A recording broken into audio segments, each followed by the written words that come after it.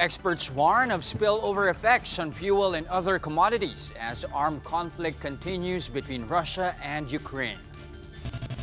Martial law victims and progressive groups commemorate the 36th anniversary of the historic People Power Revolution with a call against historical revisionism and disinformation.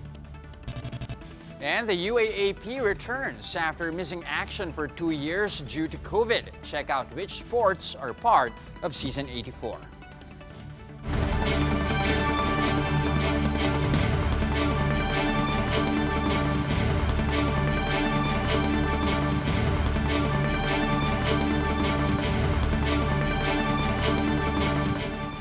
Fast, focused, and fearless. Here's a roundup of stories we're watching now. I'm Jess De Los Santos. Progressive groups vow to continue fighting against disinformation, this as they commemorate the 36th anniversary of EDSA I. Maricel Halili with the story. Hundreds of people marched to the People Power Monument in Quezon City on Friday. They commemorated the 36th anniversary of the EDSA revolution that ousted former president and dictator Ferdinand Marcos Sr. Groups said they aim to fight historical revisionism. Ang peace order nung panahon ni Marcos ay isa lamang. At ang ibig sabihin, huwag na kayong bokeke. Manahimik na lang kayo kahit nakikita nyo ang mga mali sa lipunan. Para bagang sinasabi na dahil walang nangyari daw pagkatapos ng EDSA, bumalik na lang tayo sa panahon ni Marcos. Na parang sinasabi, hulog ng langit ang mga Marcos sa ating bansa, sa ating bayan. Hindi po totoo yun. Kaya po nag-EDSA dahil malaki ang problema natin noong panahon ng mga Marcos. At mali pong sabihin na ang solusyon sa problema natin ngayon ay bumalik tayo sa mas malalang panahon tulad ng panahon ng mga Marcos. To break the ice, comedian Willie Nepomuceno impersonated Marcos Sr. Ako po ang official na nanalo noong 1986. Hindi si Cory. Walang alam yan. Ang kaso, hindi nyo binilang ang mga boto. Ang binilang nyo lang ay yung mga sapatos ng asawa ko.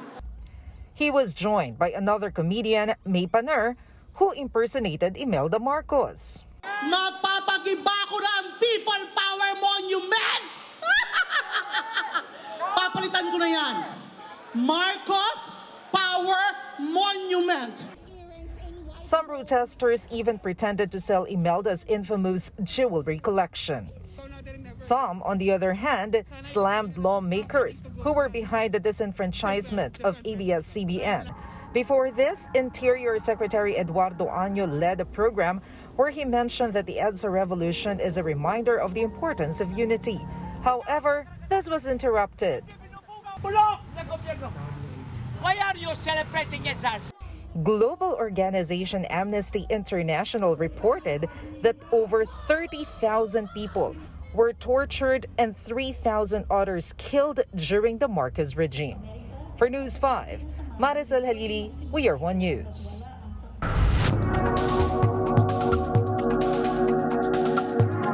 Russia's invasion has forced some Ukrainians to start fleeing the country in hopes of finding safer shelters. More details in this Bloomberg video.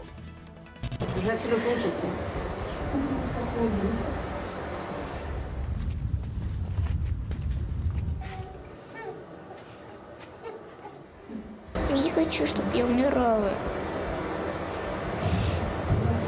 Хочу, чтобы быстрее это все закончилось.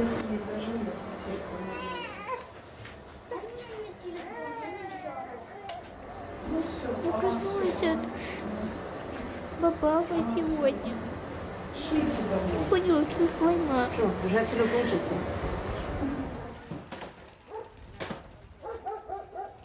Мне не себя жалко, а детей жалко. Они плачут, он просыпается и плачет, говорит: мама, что случилось? Что ему говорить? Ничего, война. Что, бля, война, да, класс, он вообще не понимает. Веке война говорит, началась. что делать? Что делать? Как быть?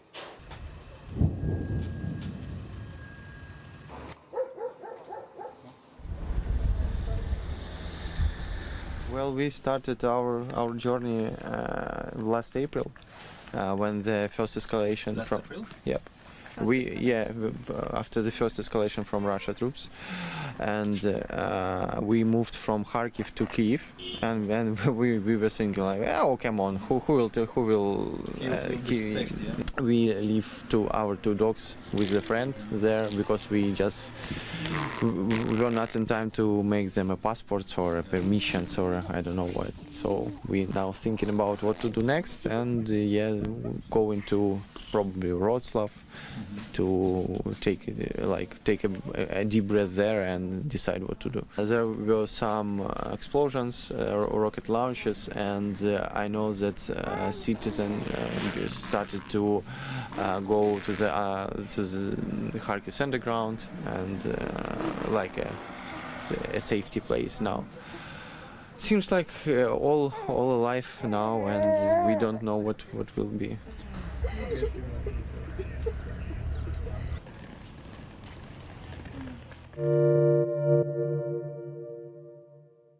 Tensions in Ukraine could have a spillover effect, leading to higher prices of gasoline and other commodities here in the Philippines.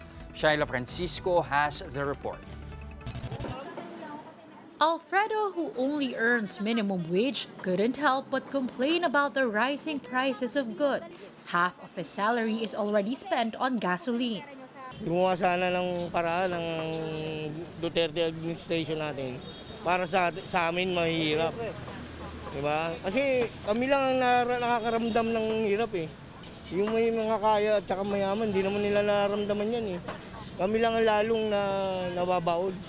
However, Alfredo's situation could worsen as gasoline prices are expected to increase amid the Ukraine-Russia conflict. Brent crude oil surged above $100 per barrel after Russian military forces attacked Ukraine. Before reaching this level, gasoline prices are averaging 68 pesos a liter. If oil prices soar to $120 per barrel, analysts fear that pump prices could increase by at least 9 pesos. This is expected as Russia is among the world's largest supplier of oil. Philippines may be affected as the country sources its supply from China, South Korea, and Japan, who are all getting from Russia.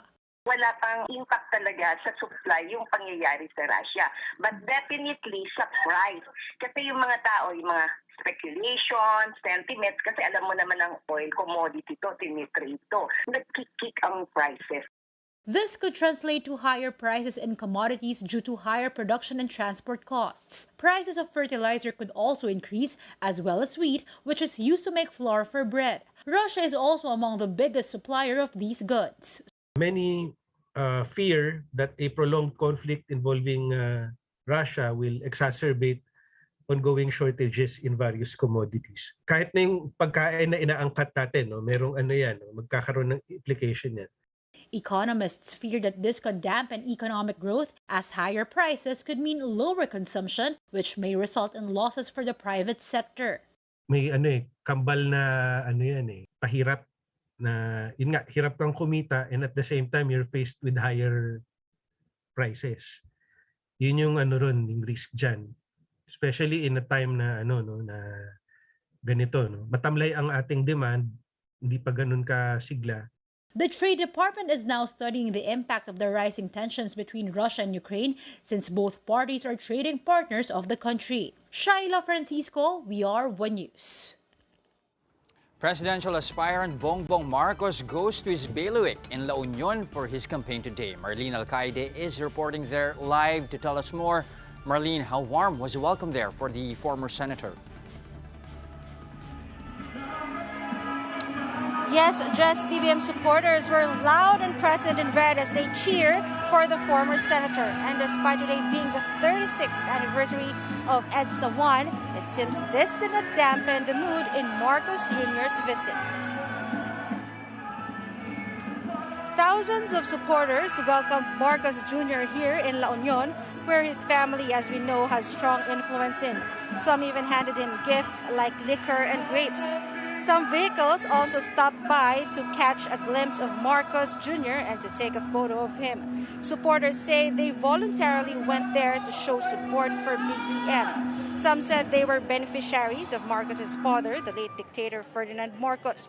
Throughout the caravan, Marcos Jr. was seen nursing his left wrist, where he was reportedly wounded. There are more than 530,000 registered voters in La Union. Prominent members from the Ortega clan who are influential in the province, as well as senatorial candidate Rodante Marcoleta, joined the caravan. Meanwhile, Marcos's running mate, Sara Duterte, is in Dipolog City today. Duterte says this is the Uniteam's strategy to cover more places in the country. Jess Bongbong Marcos will finish off today's activities with a proclamation rally here in Poro Point Baywalk. Tomorrow, Team Marcos will go around Pangasinan. Jess? Thank you very much for those updates. Again, that was Marlene Alcaide reporting live from La Union. More stories after this short break. Stay with us.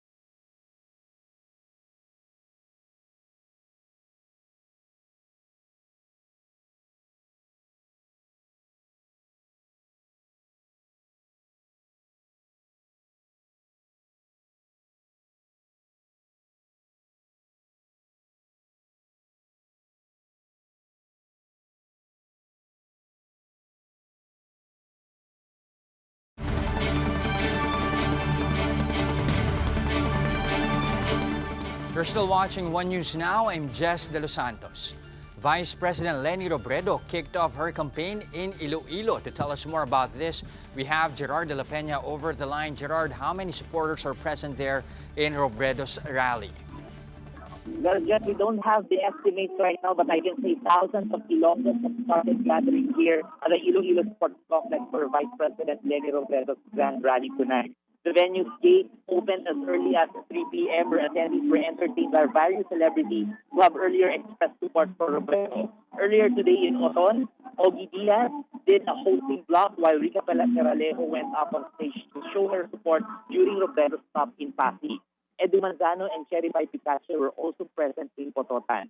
These celebrities are also expected to join tonight's grand rally here. Aside from them, River Maya is expected to perform, while Sharon Cuneta is also slated to go on stage to support her husband, Vice Presidential Bet Kiko Pangilinan. Probably the most awaited part is the performance of former Eraserhead frontman Eli Buendia. Recall that Buendia previously said in jest that the band will hold a reunion concert if VP Robredo decides to run in the upcoming fall. Despite the reunion concert not pushing through, he said he will come to Iloilo to support Robredo. The Vice President's daughters, Aika, Trisha, and Jillian, will also join tonight's grand rally. Iloilo is considered as Robredo's bailiwick, one of the provinces where she got the highest votes in the 2016 election.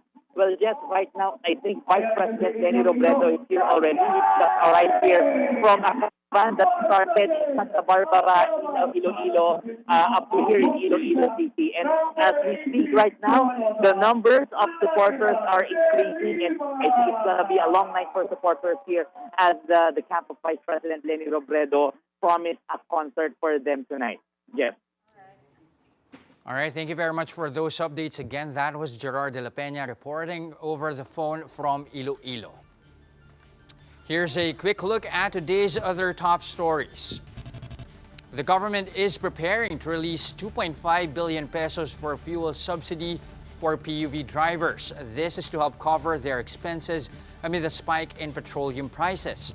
The Development Budget Coordination Committee says the assistance will be distributed as vouchers to some 377,000 beneficiaries. Businessman Atong Ang will be invited in the next Senate hearing tackling the disappearance of 31 cockfight players. Ang owns 3 cockpit arenas where the cockfight bettors were last seen. However, authorities have yet to establish a clear connection between Ang and the reported abductions. And in sports, the UAAP has announced the opening of Season 84 this March 26. UAAP President Emmanuel Calanog says the league will have men's basketball, women's volleyball, and cheer dance. 3x3 basketball, men's beach volleyball, pumse, and chess have also been added to the roster of games. For more updates, visit News 5, the Philippine Star, and Business World Online. Visit our website, onenews.ph, for more in-depth analysis. You can also catch One News on the Signal Play app. Register for a free account now at www.signalplay.com and stream One News Live anytime, anywhere.